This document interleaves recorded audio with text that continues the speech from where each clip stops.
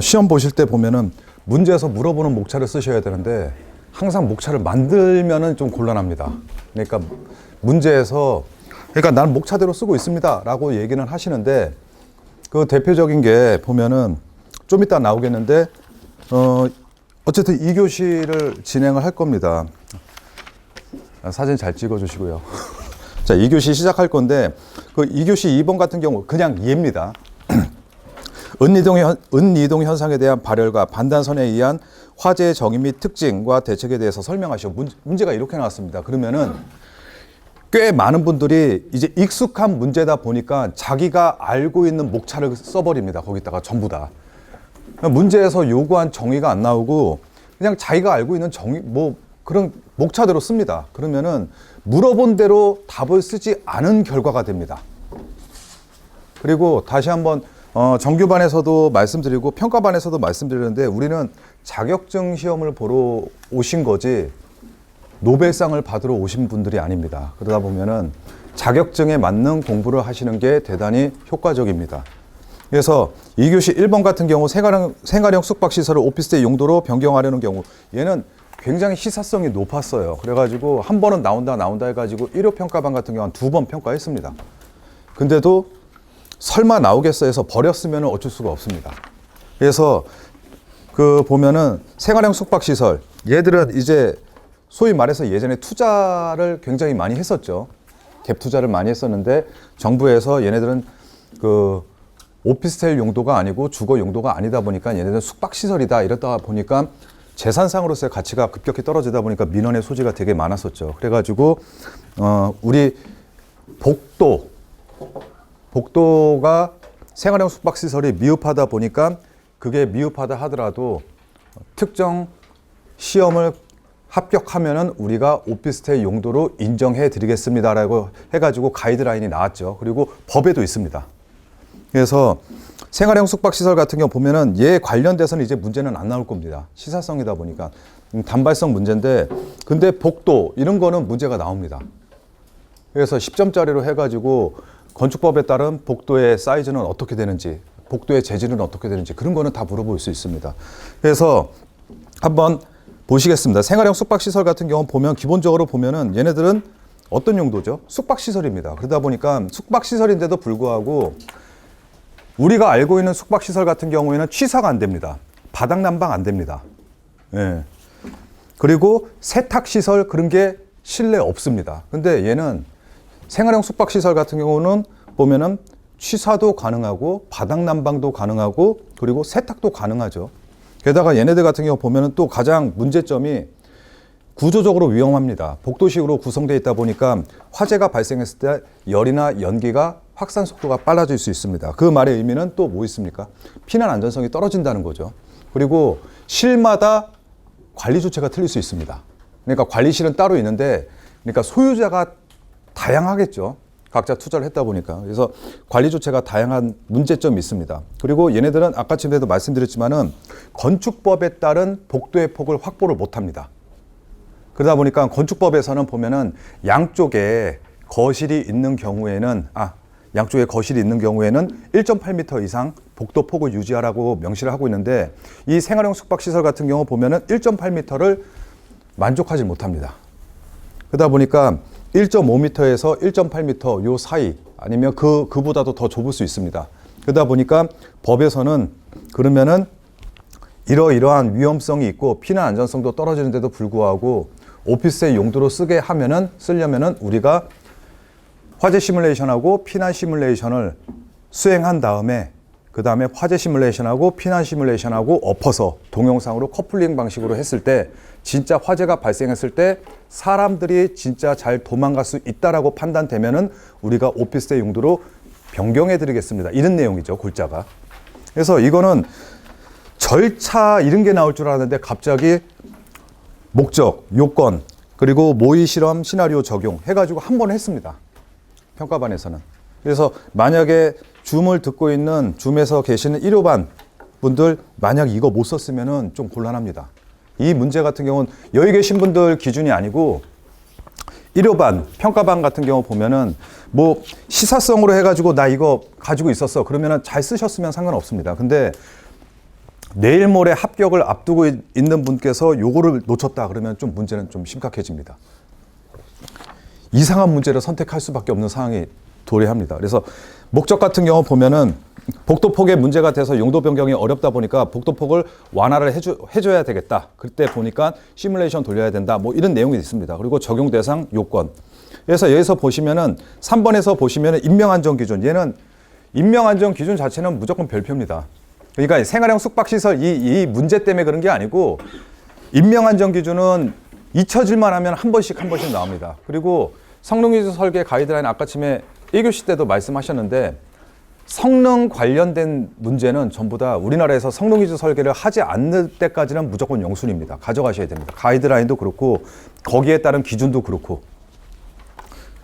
그래서 보니까 열에 의한 호흡 한계선 그리고 호흡 한계선 열에 의한 영향 가시거리 독성 해가지고 우리가 알고 있는 내용 씁니다. 그리고 지연 시간에 대한 것들 우리가 알고 있는 내용 쓰면 됩니다. 그리고 이때 지연 시간도 보면은 기숙사 그리고 고층 건축물 뭐 이런 거를 고층 주택 해가지고 W1, W2, W3를 2분, 4분, 5분으로 각각 규정하고 있다 해가지고 그 다음에 수용 인원까지 산정한 다음에 그 다음에 화재 시뮬레이션이나 피난 시뮬레이션의 이러한 값 그러니까 가연물의 특징 그러니까 가연물의 크기나 아니면 화재 성장 속전 그러니까 알파 T 제곱이죠.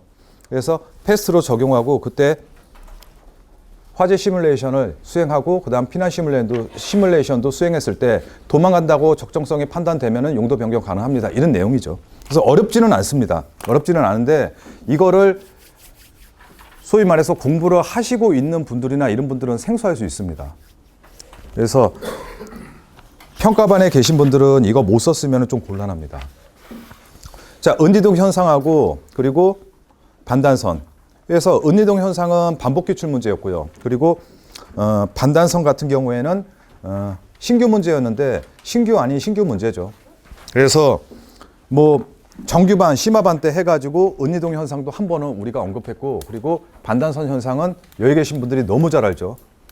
텔레비전을 선풍기를 트는데 선풍기가 갑자기 켜졌다 꺼졌다 하는데 전선을 만지작 하면은 다시 선풍기가 돌아가고 조금 지나면은 선풍기가 꺼지고 그런 걸 우리가 반단선 현상이라고 합니다. 그래서 은이동 현상 같은 경우에 보면은 지금 현재 은이동 현상은 이 문제가 되게 재밌는 게 여기 계신 분들이 시험장 가시면은 안다고서 막 쓸 수 있는 문제 중 하나입니다. 물어본 대로 안 쓰고. 그러니까 익숙하다는 거죠. 그래서 문제에서 보면 은이동 현상에 대해서 은이동 현상에 의한 발열의 정의, 특징, 대책 이렇게 물어봤으니까 목차도 이렇게 나와야 된다는 걸 말씀을 드리고 싶습니다. 구체적으로는 안 하겠습니다. 그래서 은이동 현상 같은 경우 발생했을 때 보면은 여기 계신 분들 은이동 현상은 안 나올 수도 있고 또 나오게 되면은 우리 소방하고 좀 밀접하게 가져가셔야 됩니다. 여기서 말하는 은이동 현상, 얘네들은 은이동 현상이 반도체 소자에 수분이 있는 장소에서 반도체 소재의 수분으로 오염이 되게 되면은 도전 경로가 형성되다 보니까 제어에 대한 신뢰도가 대단히 떨어집니다. 라고 판단을 하고서 문제를 냈습니다. 그리고 그게 방화공학 실무 핸드북에 그대로 있고 그 다음 페이지 넘어가면은 반단선 똑같이 나와 있습니다. 반단선 정의, 특징, 대책 이렇게 나와 있습니다. 은이동도 똑같이 나왔습니다. 목차가 정의, 특징, 대책. 그래서 이 반단선은 둘째 문제고 은이동 현상 같은 경우에는 우리가 어디서 도대체 적용하느냐. 우리 지하층 같은 데 보면은 가스개수화 설비 있는데 가스개수화 설비 저장 용기실에 보면은 제어반 있죠. 제어반 안에 들어가면 전부 다 반도체 소자로 되어 있습니다. 근데 지하층 같은 경우에 보면 수분에 대단히 취약한 장소죠. 그러다 보니까 이런 장소에서 굳이 억지로 한다면은 은이동 현상 발생했을 때 보면은 우리 소방 시스템에서 가스개수화 시스템에서 신뢰도가 떨어질 수가 있다. 뭐 이런 거 언급하시면은 좀 재미가 있겠죠. 그리고 제어 기능 상실 했을 때 보면 산업계에서는 뭐 반응폭주도 유발할 수 있다. 그래서 보면은 나왔던 문제고 또 나오기가 힘든 문제인데 한번 나왔습니다. 그래서 이거는 한번 보시고요. 자, 2교시 3번입니다. 2교시 2번이 뭐 중요하다, 중요하지 않다는 아니고 한번 나왔기 때문에 그래서 꽤 오랜 시간 동안 나오지 않을 것 같은데 이 과합 배출구 같은 경우에는 반복 기출 문제입니다. 그래서 이 과합 배출구 같은 경우에는 얘네들을 어떻게 쓰느냐 뭐 이런 거죠. 그래서 얘는 반복 기출인데 법규가 계속 나는데 법규 아닌 문제가 오랜만에 나온 거죠. 2교시 3번에서 보면은 과합 배출구, 우리는 너무나 잘 알고 있죠. 과합 배출구 뭡니까? 말 그대로 과합 배출해 주는 거죠. 근데 이게 문제는 우리 가스계 소화 설비 같은 경우는 주로 소화 메커니즘이 지식이나 아니면 연쇄 반응 억제죠. 근데 여기에서 개구부가 발생하거나 아니면 개구부가 그 폐쇄가 잘 안 됐을 때 이 과합 배출구는 기본적으로 가스계 소화 설비에서 추가적으로 개구부가 생기는 것을 예방하기 위해서 만드는 걸 우리가 과합 배출구라고 합니다. 그래서 만약에 과합이 발생했을 때 보면은 그때 구조체의 강도보다도 압력 상승분이 크게 되면은 창문이 파손될 수도 있고 아니면은 출입문에 파손이 되거나 그렇게 되면 이제 약재가 유출되고 산소가 그만큼 유입이 되겠죠. 그렇게 되면은 설계 농도를 확보를 못하게 되겠죠. 그러다 보니까 추가적으로 그러니까 소화 약재가 방사될 때 추가적으로 개구부가 생기는 걸 예방하기 위해서 과합 배출구를 만듭니다. 그런 내용이 있으면 참 좋습니다. 그래서 얘들도 보면은 우리가 저는 이 문제 제가 공부할 때는 어떻게 정리했냐면은 두 가지를 그립니다. 저는 그러니까 간략하게 그리게 되는데 그때 보면은 어떤 거를 그리냐면은 제 답안을 쓰는 스킬이다 보니까 가져가셔도 상관없고 아니면은 난 내게 더 좋아 그러면 그거 가져가셔야 됩니다. 그래서 저는 저장 용기실이 아니라 그냥 간략하게 그립니다. 그러면은 여기 보면은 가스계 소화 설비가 이렇게 동작했을 때 보면은 불을 꺼야 되는 공간이 있고 여기 분사 헤드가 이렇게 돼 있고 여기에 이렇게 돼 있을 때 보면은 방사가 되고 그랬을 때 보면은 이런 관계가 됐을 때 보면은 어떠한 경우에는 방사가 되게 되면은 압력이 떨어지다가 이렇게 되는 경우도 있고 그리고 또 다른 경우에는 방사와 동시에 이렇게 되는 경우도 있고 그랬을 때 보면은 얘는 액화가스 계열, 얘는 압축가스 계열 해가지고 이렇게 구분을 합니다. 그래서 저 가스계 소화 설비 할 때 보면 소화 메커니즘 할 때 보면은 전부 다 이런 식으로 그려가지고 우리 번외인데 아까 침에 34% 이런 것도 나왔었죠. 그래가지고 CO2 같은 경우에도 CO2가 방사가 됐을 때 CO2 농도 증가해가지고 그때 산소 O2 농도 감소라고 써주고서 여기다 관계식 이렇게 써줍니다. 그러면은 답안지 형식이 굉장히 좋게 깔끔하게 떨어집니다. 그러니까 같은 메커니즘이더라도 그냥 주저리 쓰는 거 동그라미 1, 동그라미 2, 동그라미 3 이것보다도 그냥 그분들이 봤을 때 한눈에 봤을 때 아 이거 맞아 이렇게 돼 요런 답안들 이렇게 되면은 이렇게 됐을 때 보면은 다 똑같죠. 보면은 이렇게 되고서 이때 보면은 과압이 구조체 강도보다 커지게 되면은 그렇게 되면은 개구부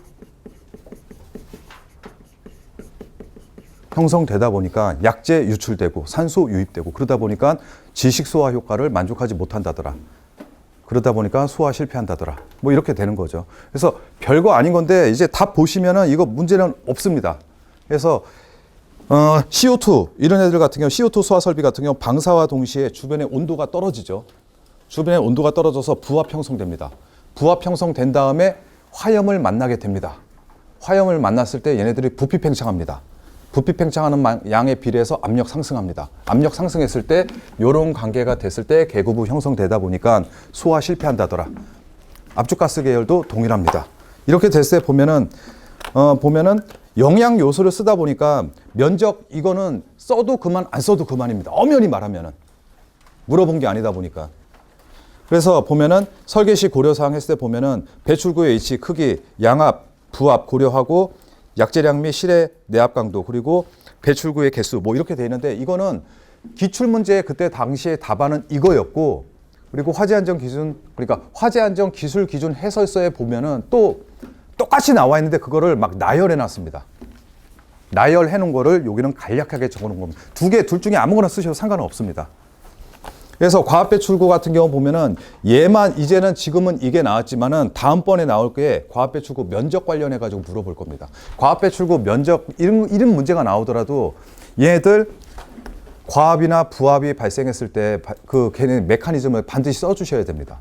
이러다 보니까 우리는 과합배출구가 필요한데 그때 과합배출구 면적을 구하는 식은 아래와 같습니다 해가지고 이런 논리가 나와야지 그냥 생뚱맞게 그냥 얘네들 이겁니다. CO2는 이렇습니다. HFC 23은 이렇습니다. 이것만 쓰면은 답은 썼는데도 불구하고 좋은 점수를 못 받습니다.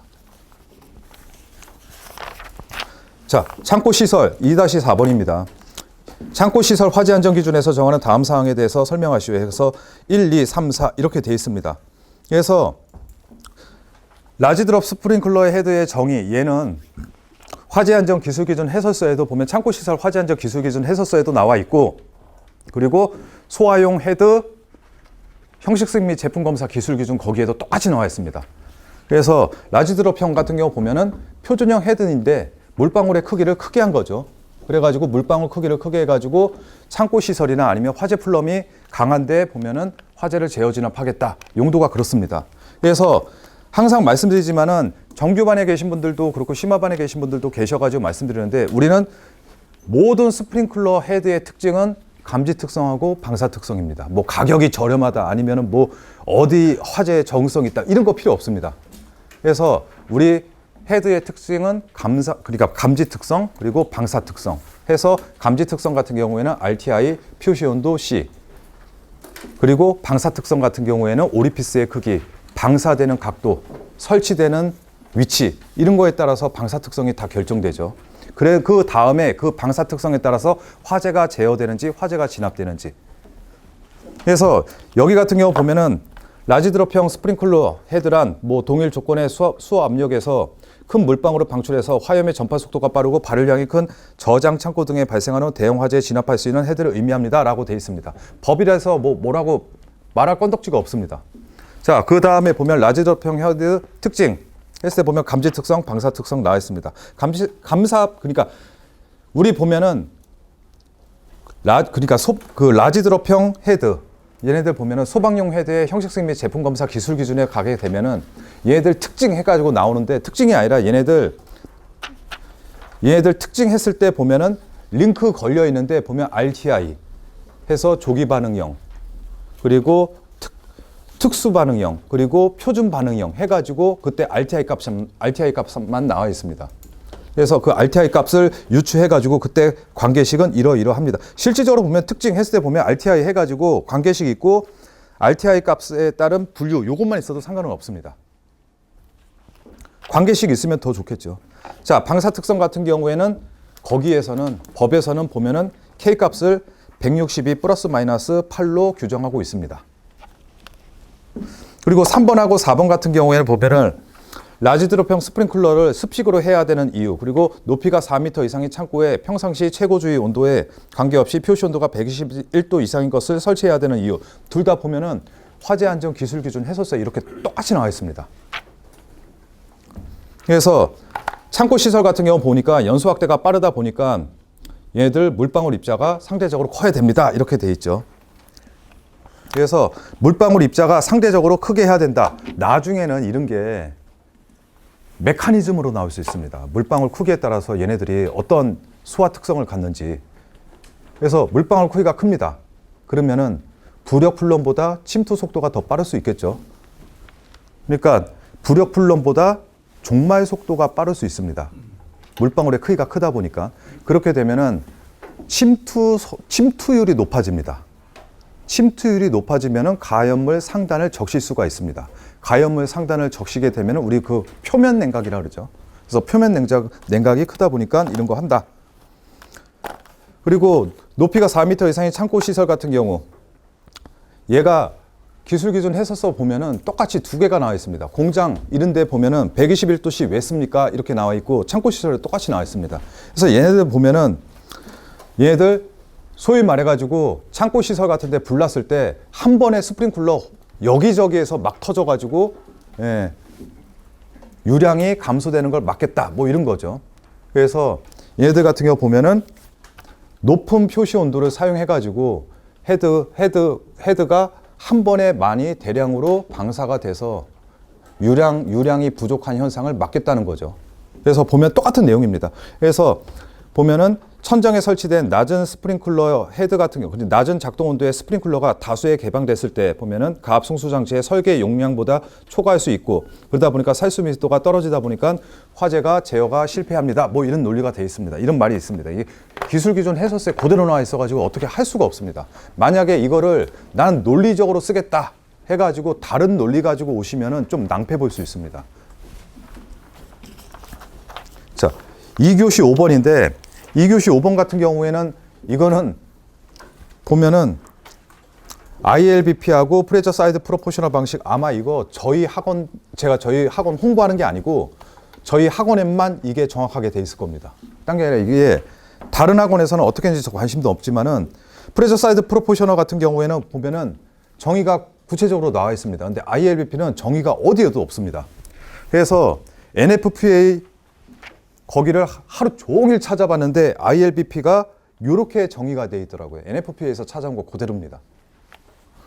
그래서 얘는 비교할 건덕지도 없습니다. 그러니까 프레저 사이드 프로포셔널의 하나의 방식이 ILBP입니다.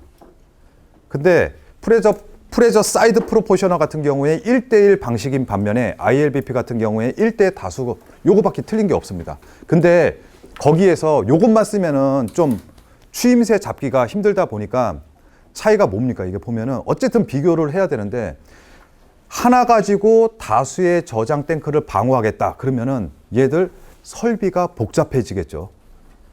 그리고 배관도 길어지겠죠. 그리고 경제성도 고가겠죠. 그러니까 1대1이냐 1대 다수냐 그것만 알고서 유추해가지고 뭐라도 쓰시면은 점수는 나옵니다. 그래서 프레저 사이드 프로포셔널 방식 같은 경우 보면은 한 개의 구역에 집중되고, 그리고 ILBP 같은 경우에는 하나의 시스템 가지고 다수의 방호 대상물을 커버를 가능할 수 있고, 그러다 보니까 배관도 프레저 사이드 프로포셔널 방식은 단순하고, 그리고 ILBP 같은 경우는 복잡해지고요. 그리고 뭐 이 이상 쓰시고 싶으신 분은 더 쓰셔도 상관은 없습니다. 근데 저는 그거밖에 생각이 안 나더라고요. 1대1이냐 1대 다수냐 그거 보고. 자, 그래서 보면은 얘는 나와야 되는지 안 나와야 되는지를 제가 잘 모르겠지만은 어쨌든 나왔습니다. 그러면 한동안은 또 안 나옵니다. 근데 여기서 예상으로 가져갈 수 있는 게 정량폼 혼합 방식은 꼭 가져가셔야 됩니다. 정량폼 혼합 방식도 프레저 사이드 프로포셔널 방식의 하나의 형태입니다. 근데 얘는 동력을 사용하지 않고 포를 혼합하는 장치죠. 그래서 가장 진보화된 거는 정량폼 혼합 방식이 현재 스코어로는 가장 진화된 시스템입니다. 그래서 그거는 예상 문제로 가져가셔야 됩니다. 자, 2교시 6번. 2교시 6번 같은 경우 보면은 이 문제를 선택을 안 하면은 거의 뭐 합격하기가 요원하죠. 왜냐면은 3교시 같은 경우 세 장비는 선택을 안 해도 상관없습니다. 근데 2교시 같은 경우 보면은 소위 말해서 2교시는 조금만 공부하신 분들은 완전히 백화점 종합 선물 세트입니다. 이 2교시 같은 경우 보면은 어떤 거를, 그러니까 우리가 시험 보면은 어떤 거를 버려야 되냐 가지고 체크를 하게 되는데 2교시 같은 경우 보면은 반대입니다. 어떤 걸 선택해서 내가 점수를 많이 받아야 되지? 이런 고민을 하시면서 시험 보셔야 되는 시간대가 2교시였습니다. 그래서 2교시에서 보면은 소위 말해서 75점 이상 나오지 75점, 그러니까 70점 내지 75점 요 정도가 나오지 않으면은 합격은 요원합니다. 그래서 1시간, 그러니까 예전에는 막 그랬습니다. 4교시를 보는데 1시간에서 70점 이상 나오면 합격 그랬는데 요즘에는 좀 틀려졌습니다. 2시간에서 고득점이 나와줘야 되는데 그 고득점이 나와줘야 되는 시간대가 2교시였습니다. 2교시. 그래서 2교시에서 보면은 연소 범위 영향인자, 얘는 반복 기출이죠. 온도, 압력, 촉매, 산소. 그밖에 아는 거 쓰셔도 상관없습니다. 그래서 이거는 모르는 분은 없습니다. 근데 자, 가연성 가스, 여기에서 화학양론 조성비, CST죠. 이 CST 같은 경우는 보면은 설명으로도 나올 수 있고 또 이런 식으로 묶어서도 나올 수 있습니다. 그리고 연소 상한계, 연소 하한계, 위험도, 그리고 뭐 최저 산소 농도. 경우에 따라서는, 그러니까 MOC 이렇게 해도 되고, LOC 해도 되는데, 그 진짜 당혹스러운 게, LOC 해가지고, 이 문제를 선택은 했는데, LOC 해가지고 한참 고민하는 사람들이 있답니다. 우리는 MOC로 배우는데 왜 갑자기 LOC? 아이씨. 그러면은 뭐, 어떻게 뭐 말을 해줄 수가 없어요. 그냥.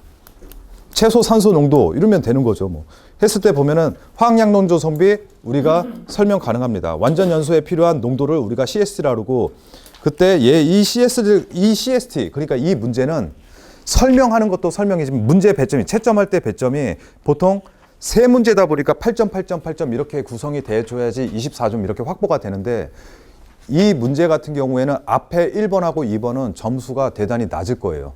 대신에 뒤에 있는 3번에서 점수 배점이 그렇게 되게 높을 것 같습니다.